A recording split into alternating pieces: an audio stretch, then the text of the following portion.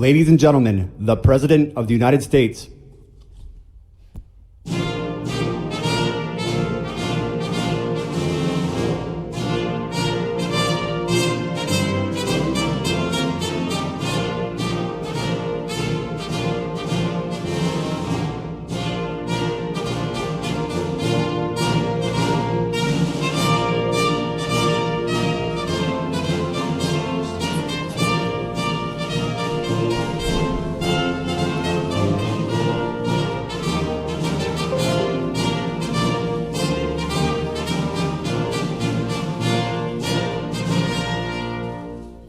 Thank you very much. Please be seated. I am truly delighted to welcome so many impressive young Americans to the White House. This is a very exciting day. What we're doing is very important, and we're here to take historic action to defend American students and American values. They've been under siege. In a few moments, I will be signing an executive order to protect free speech on college campuses. Just the thought of it sounds good. We're grateful.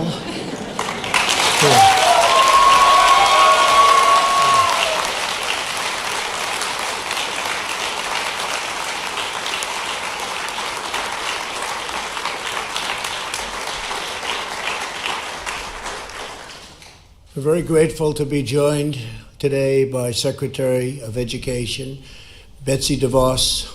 Betsy, where are you, Betsy? Hi, Betsy. And Secretary of Health and Human Services, who's done a really great job. We have prescription drugs prices coming down, first time in 51 years. So, Alex Azar, thank you very much, Alex.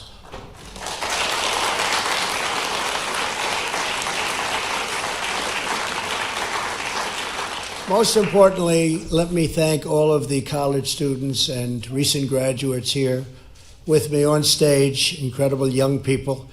These courageous Americans have stood up for the forces of political indoctrinations, and they really stood up to it too, like very few people have been able to. Censorship and coercion.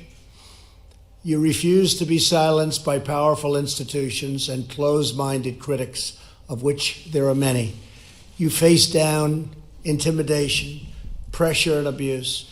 You did it because you love your country and you believe in truth, justice, and freedom. And I want to thank you all, everybody in the room, including a lot of folks in the audience, Charlie, a lot of folks. You've fought bravely for your rights, and now you have a president who is also fighting for you. I'm with you all the way, okay? All right?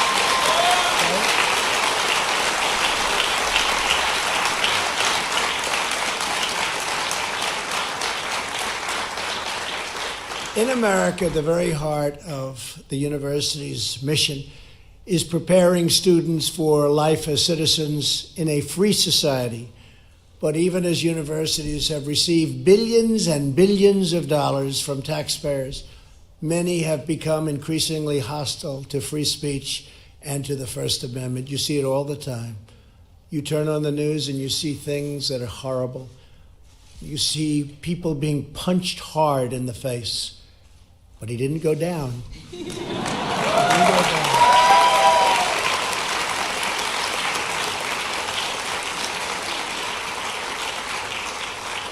I said, you have a better chin than Muhammad Ali, and he had a better chin. And you see the cowbell scene. You saw that horrible scene. That was a disgraceful thing at a school, at a university. Under the guise of speech codes and safe spaces and trigger warnings, these universities have tried to restrict free thought, impose total conformity, and shut down the voices of great young Americans like those here today. It's great people. All of that changes starting right now. We're dealing with billions and billions and billions of dollars.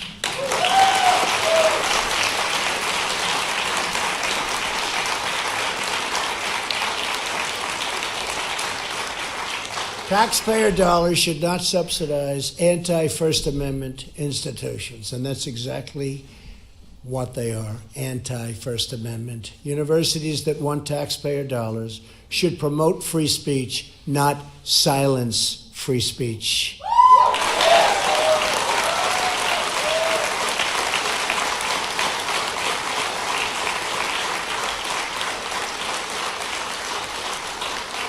Today's groundbreaking action is the first in a series of steps we will take to defend students' rights.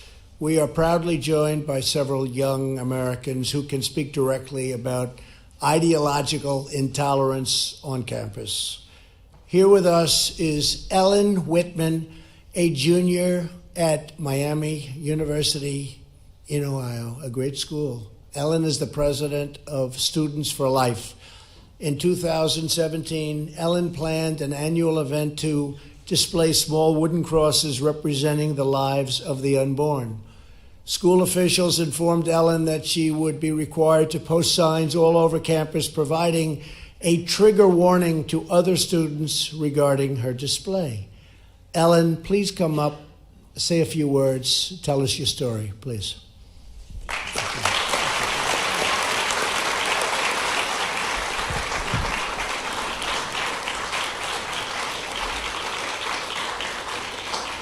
Well, thank you, Mr. President. This is a truly historic day in our country's history. And I am so grateful that we have a president who recognizes that the First Amendment is under attack on our college campuses. My story is so important because I have seen lives saved through my Students for Life efforts on campus. But I never imagined the hostility I would face when trying to express my beliefs. It's ridiculous that it's gotten to this point. Universities are supposed to be marketplaces of ideas. They should be encouraging free speech, not shutting it down. And speech is not free when university officials put conditions on student speech. The only permit we need to speak on campus is the First Amendment. Thank you, Mr. President.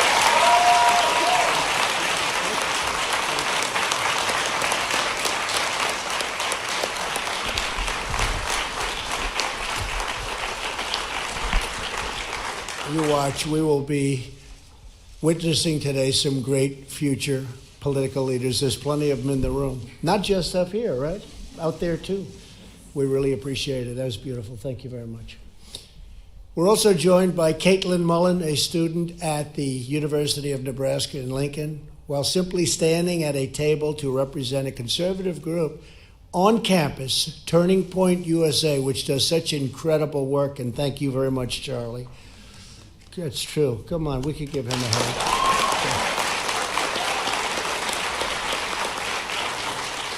Thank you. Caitlin was approached by staff and a graduate instructor and was berated and cursed at. School officials tried to bully Caitlin into leaving, but she bravely stood her ground. Caitlin, please come up and say a few words. Okay. Thank you, Mr. President. What happened to me is common on universities today, and students are getting shut down and silenced on campus. So I'm really thankful that President Trump is addressing this issue because as the future of America, it's important that our universities are a place where we could speak freely and have healthy, respectful dialogue on campus. So thank you so much, President Trump, for doing this. No other student should have to go through what I went through on campus. So thank you. Thank you very much.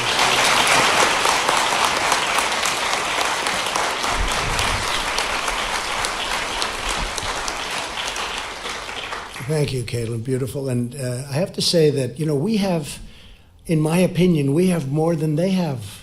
People don't realize that. You see what's going on. I just came back from Ohio. The streets were lined with people. I came back recently from Alabama where they had that horrible tornado. It was terrible. But the people were lined, as far as the eye could see, lined up with people. And we're here. This is the White House. I'm the president. We're together. And hopefully we can bring everybody together. That's really what we want to do. They can have different views. And if they do have different views, we encourage that. But they have to let you speak. They have to let you speak. Also here with us today is Polly Olson, a student at Northeast Wisconsin Technical College. Last year, Polly was handing out homemade Valentine's Day cards with messages such as, "You are special and Jesus loves you." College officials stopped her and told her that she would be restricted to so-called free speech zone because some people might find her cards offensive. I don't. I love that card.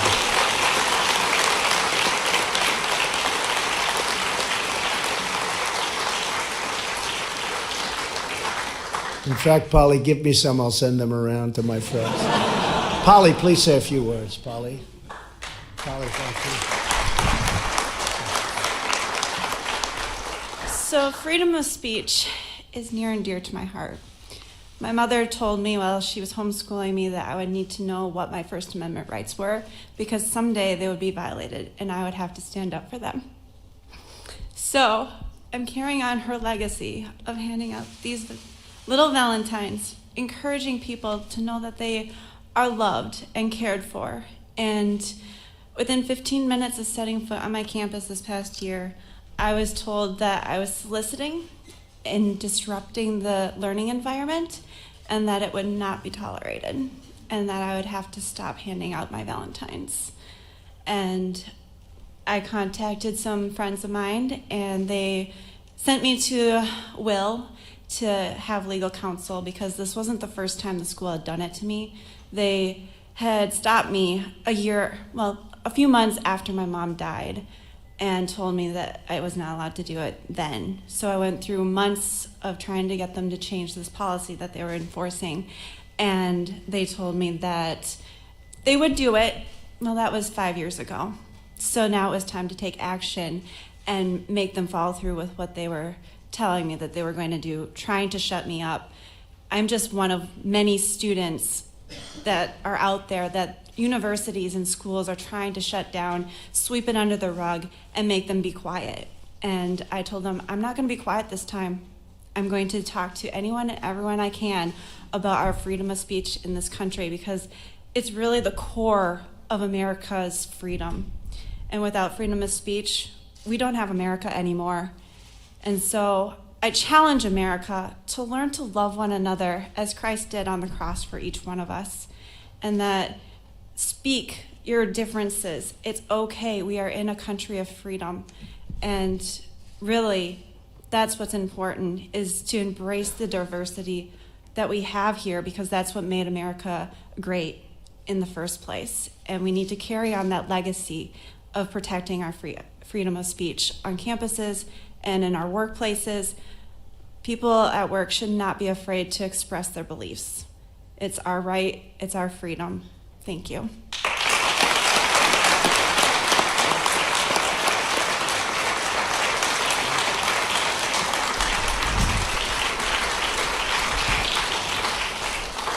So thank you all for your courage. Today we're delivering a clear message to the professors and power structures trying to suppress dissent and keep young Americans, and all Americans, not just young Americans, like Ellen and Caitlin and Polly, from challenging rigid far-left ideology.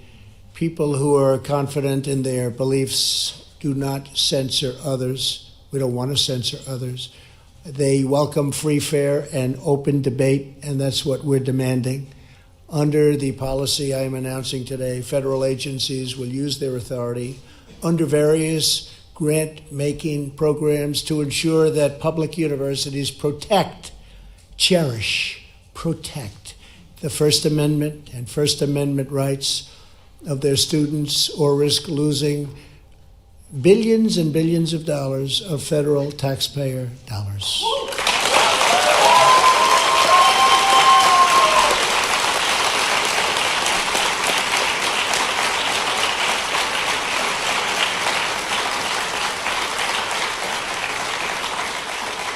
Every year, the federal government provides educational institutions with more than $35 billion in research funding. All of that money is now at stake. That's a lot of money. They are going to not have to like your views a lot, right? We will not stand idly by and allow public institutions to violate their students' constitutional rights. If a college or university doesn't allow you to speak, we will not give them money. It's very simple.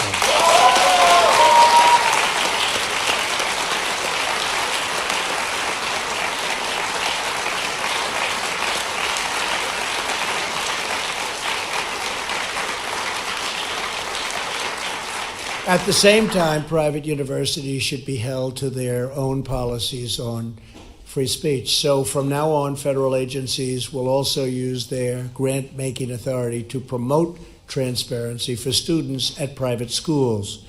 These colleges should not be able to promise free speech in theory and then impose restrictive speech codes in practice, which is what many of them do. Today's action is just the beginning of our efforts to protect free speech and advance our students' rights agenda. What I've been witnessing over the last long period of time, long before I became president, what I've been witnessing is outrageous. This order will also empower students with vital information about the value of the programs they take on and having to do with debt, student loan debt. I'm going to work to fix it because it's outrageous what's happening. You're not given that fair start. You're too far down. It's not right. And we're going to work very, very hard to get it fixed. But we're going to start with 43 million people in the United States are currently working to pay off student loans. And we'll be talking about that very soon. We're going to work on that very soon. I've always been very good with loans, and I love loans. I love other people's money. We're going to work on it.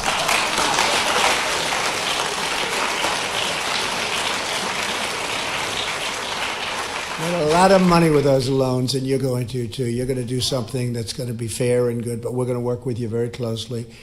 The average student loan borrower owes roughly $35,000. That's a lot.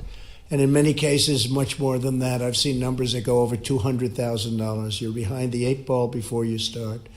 And yet, typically, students who take loans do not have access to critical information about what career outcomes they can expect from their programs, majors, or fields of study. They borrow more money than they can ever expect to pay off or pay back.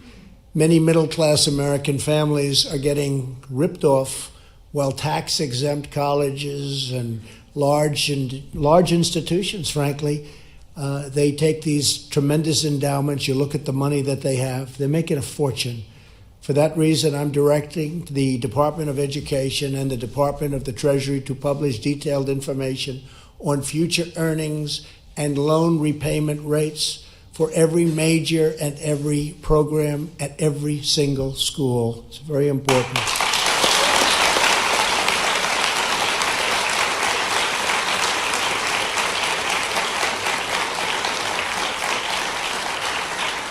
Today's order also directs the Department of Education to propose a plan that will require colleges and universities to have skin in the game by sharing a portion of the financial risk of the student loan debt.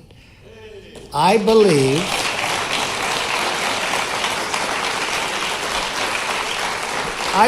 that colleges and universities, their costs have gone up more than anything I can think of. I've watched this. And you watch companies, and they'll keep it the same for years and years, and you watch these colleges and universities and certain institutions where it just goes right through the roof. And the reason, there's no incentive for them to watch costs. You see people at the heads of the institutions being paid a fortune. They don't care because the government loans the student the money. They pay the money to the college, and then the student graduates from college, maybe a very good college, but they graduate, or university, and they're stuck with $200,000 in loans that they won't be able to pay off for a long time. So we're going to make them have an incentive to keep their costs down. Right now, they have no incentive whatsoever. I watched this over a period of time. I figured it out very, very quickly. I'm good at that stuff, believe me. And I just see their numbers go up so rapidly because they just don't have the burden on them, and we're going to put burden on the institutions. We want them to get the best peaches, and the professors and the administrators and the heads, but the numbers are out of reality, and certainly they make it out of reality for students when you have to pay back those loans someday. With today's action and every action to come, the Trump administration will fight for America's students. We're fighting very hard, and remember what I said, we're going to give the student loans where you have way over $1 trillion in student loans. We're going to start looking at that very seriously and help some of those students that are just mired in debt. We know that freedom must prevail on college campuses. That freedom is to prosper in America. It's so important. And we believe that greatness must be practiced in our halls of learning. If greatness is to thrive in our halls of government and our corridors of commerce, you're going to have great lives, but I want you to get off to a great start, not a start where you're behind a barricade that just doesn't let you succeed. And we're going to make it much easier for you, this administration, and we've worked very hard on it already. We'll be having some meetings, and we'll be having some very major discussions with some of the biggest colleges and universities, and we're going to have them shoulder some of the responsibility and some of the money that's necessary for you to use in order to get your education. To every student and young American here today, don't let anyone stop you from doing what you know is right, from asking questions, from challenging the powerful, or from speaking your mind. And that's the primary reason we're here right now. You're going to speak your mind. You're going to be fair. You're going to be reasonable. You're going to do it well. And you're going to speak your mind. Never, ever quit. Never give in. And never back down. Keep standing up for your values, for your classmates, and for your country. And you can be certain that every day of my presidency, we will always support your rights and your freedoms and your future. Thank you all for being here. This is a great honor for me. I've been watching this for too long. I've been watching things that are unwatchable, and I don't like it. But we're going to do something about it. See, we like to act as opposed to just watching and saying, oh, isn't that a shame? We don't say that. We don't say that.